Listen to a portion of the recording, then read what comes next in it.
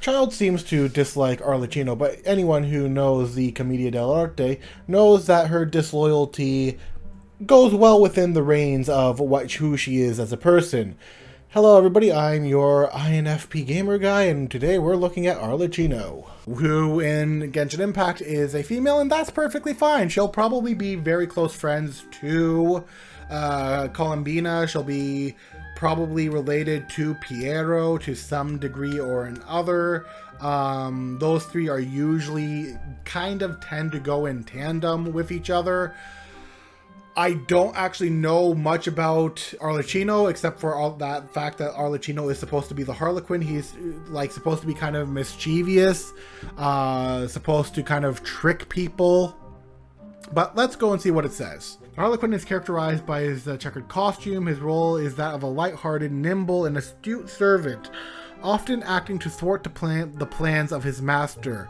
Interesting. And, oh, that is interesting.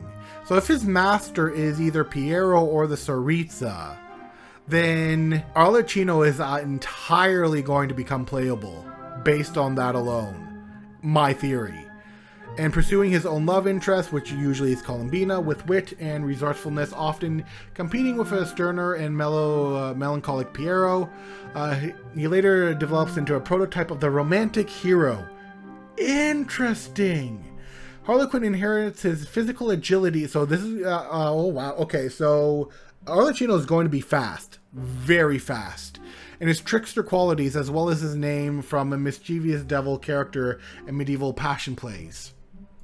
The Harlequin character first appeared in England. The Harlequin became a more romantic character. Okay, so definitely going to be a DPS character if they, if they follow anything of the lore of the OG. Arlecchino has great physical agility. He was very nimble and performed the sort of acrobatics the audience expected to see. The character would never perform a simple action when the addition of the cartwheel, somersault, or flip would spice up the movement. By contrast with the first Zani, Harlequin takes little or no part in the development of the plot. He has a more arduous task of maintaining the even rhythm of the comedy as a whole. He is therefore always on the go, very agile, and more acrobatic than any of the other masks. Interesting. Early characteristics paint the character as a second Zani servant from the northern Italy, with the paradoxical attribute of a dim-witted fool and an intelligent trickster.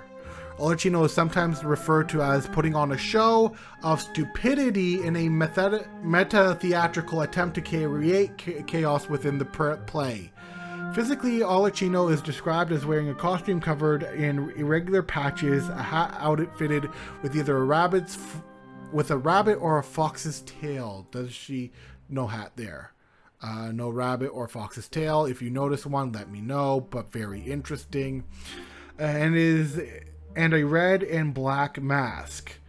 The mask itself is identified by carbuncles on the forehead, small eyes, a snub nose, hollow cheeks, and sometimes bushy brows with facial hair. Arlecchino is often depicted as having a wooden sword hanging. So Arlecchino is going to probably, if they follow along with this, is probably going to be a sword user. So that's interesting. Aside from his acrobatics, Arlecchino is also known for having several specific traits, such as appearing humpbacked without artificial padding, the ability to eat a large amount of food quickly, using his wooden sword like a fan, a parody of Bel Canto. He is typically cast as the servant of an innamorato or vicino, much to the detriment of the plans of his master. The Harlequin often had a love interest in the person of Columbina, or another of the plays the soubrette rules, and his lust for her was only suspended by his desire for food and fear of his master. Occasionally, he would pursue the innamorata, though rarely with success. Will they make him that closely tied to Columbina with like almost like romantic tension? Maybe would be interesting, because like anytime Arlecchino shows up, he is always closely tied to Columbina. So, what I am getting from this: Arlecchino serves to be a thorn in the master's side, the person who maybe in this case offers the opposite perspective, the person who is always ready to rebut or retort or to fool those who are higher up. I feel like she is going to be a sword user who is going to be like a romantic hero. She cares for the children. That already is great. She might even be a Don Quixote type character.